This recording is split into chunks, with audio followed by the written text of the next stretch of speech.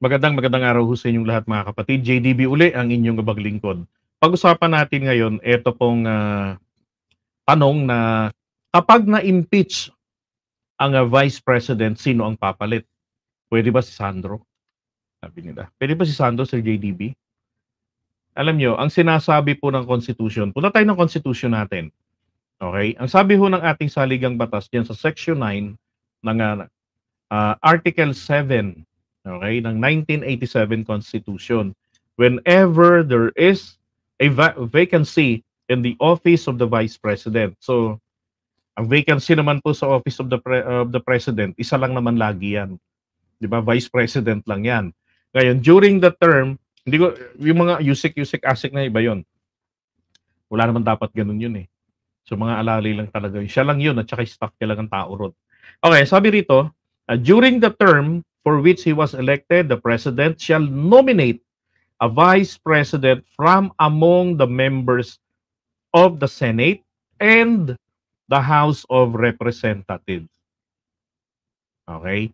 Who shall assume office upon confirmation by a majority vote of all members of both houses of the Congress. Okay? So ngayon, tawag dito, so iba sabi, ang alam ko, ano ngayon, yung, tawag dito,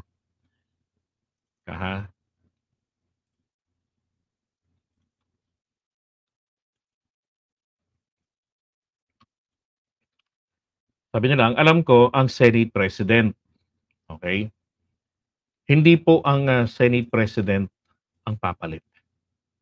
Okay? May explain ko sa inyo, kailan po makaka-eksena ang Senate President at saka ang House of, ang Speaker of the House. Okay? For now, dito muna tayo. So, ang sinasabi po dyan ay ito.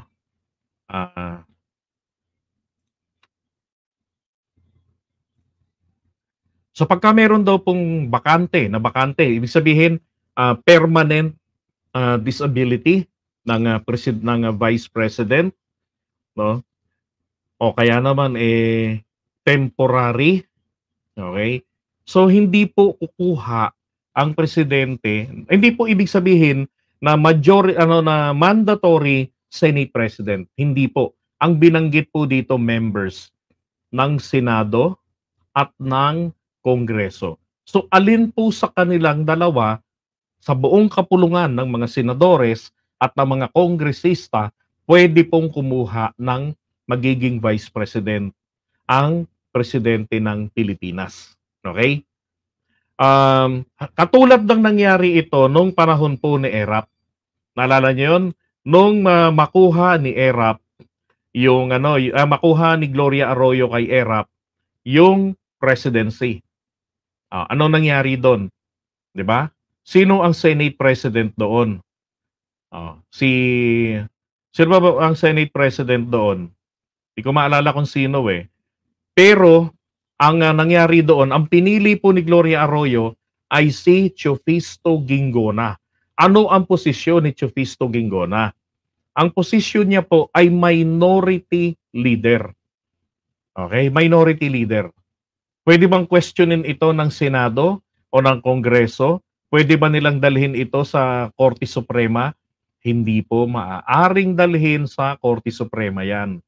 Bakit? Yan ho ay kapangyarihan, karapatan, prerogative yan ng Presidente. Na sinabi ng Constitution natin, Article 7, Section 9, na kapag may bakante sa Office of the Vice President, then ang Presidente ay pwedeng mamili, okay, kumuha ng magiging Vice President mula po sa Senado at sa Kongreso, alin po sa mga miyembro ng dalawang kapulungan. Pero kinakailangan itong i-confirm. So kumbaga dadaan sa CA. Ganun, pero buo yan as a whole. Voting separately ang mangyayari.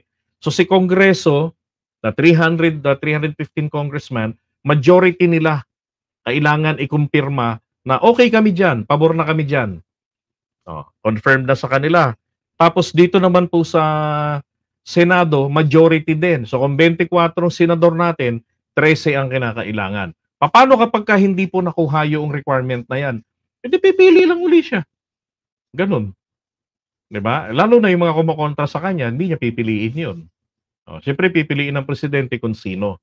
Actually, nung ginawa po ni Gloria Arroyo yun, limang mga senador po na mga nasa matataas na pwesto ang nilampasan niya, nilaktawan niya ron. Katulad nila Franklin Drilon. Ganun yung nangyari doon. 'Di ba? Hindi po sila magbobotohan. Ang sinabi dito ay the president shall nominate a vice president from members of Senate and House of Representatives. Wala pong botohan na binabanggit. Ay sabi, same as Nixon and Gerald Ford, who is just a member of House of Representatives. 'Di ba? Okay? So ngayon naman, yung sinasabi naman na ang alam ko ay ang Senate President, okay? Ito po 'yon. Kapag mayroon pong vacancy, okay? Vacancy naman po ito sa tanggapan ng presidente at ng vice president. Okay? Tingnan nyo ha. Section 8. Kanina Section 9. Okay? Vacancy sa office ng vice president. Dito naman po, Article 7, Section 8, 1987 Constitution, in case of death, permanent disability, removal from office, resignation of the president. Lahat po ng mga binanggit ko dito, lahat po yan ay walang remedyo, permanente po yan, lahat yan. Then si Vice President siya daw po ay magiging presidente. Tapusin niya yung unexpired term. Okay? In case of death, permanent disability, removal from office, or resignation, ng parehong natanggal, parehong nag-resign. O kaya naman parehong nagkasakit at invalido na, hindi na makaganap sa tungkulin. Again, permanente po pinag-uusapan natin dito. Ang Senate President o kaya naman kapag hindi po magampanan ng Senate President o ayaw niyang gampanan na maging presidente, ito pong House Speaker ang aakto, act lang po act bilang presidente. Siyempre kapag umakto na po siya bilang presidente, sabi rito, until the president or vice president shall have been elected and qualified. So, kapag ito pong sabihin natin, Speaker Martin Romualdez, kunwari, no? Acting acting president. Kasi etong si Chis Escudero, ayaw niya kasi baka nagagalit si Hart, 'di ba? Mabubura yung kilay niya. So, si Martin Romualdez mapipilitan na mag-take over o mag-assume kung gusto niya. Okay? So kung ayaw niya, syempre magpipilian po yung mga mambabatas natin kung sino. Pero let's say na si Martin Romualdez ang acting president. Acting hindi po permanent, acting. So magkakaroon po tayo ng botohan, parang snap election. Okay, yun ang sinasabi rito. Sabi diyan, the Speaker of the House shall then act. So as acting yan. As president until the president or vice president shall have been elected and qualified. Diba? Let's say mahaba pa yung taon, mahaba pa yung bubunuing panahon. So kinakailangan po magkaroon tayo ng eleksyon. Ganon. Okay? Ngayon, pag nagkaroon na po tayo ng bagong presidente at vice president, at yung qualified pong binabanggit dito, ito po yung nakapag-take ng oath. So pag nag-take sila ng oath, tatapusin lang nila yon ang expired term. Ito pong si Speaker Martin Romualdez, babalik po yan sa pagiging House Speaker. Ganun ho yung mangyayari dyan. Okay? So kailan lang magkakaroon ng pagkakataon ng Senate President maging presidente? Kapag yung dalawa po, ang presidente at ang vice president, hindi na makaganap ng tungkulin. Ganun ho yung mangyayari. Let's say, tinanggap ng Senate President. Okay, then si Senate President ang magiging acting President.